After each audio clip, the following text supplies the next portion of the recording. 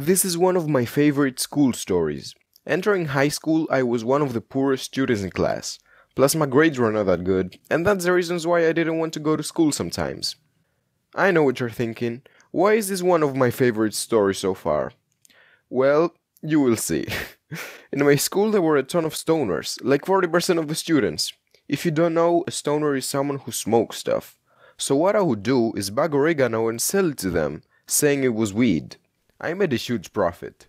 Of course, I didn't want to reveal my identity, so I would leave the bag at a spot and ask them to leave the money at another spot. This way they couldn't trace me back. Once I had enough money, I decided to stop selling oregano as I would eventually get caught. However, I decided to do a last sale in person. I sold a guy a bag, and as I was curious what would happen when someone smoked oregano, I followed him to the smoke pit. He rolled up the oregano into a blunt, lit it, took a huge inhale, and passed out.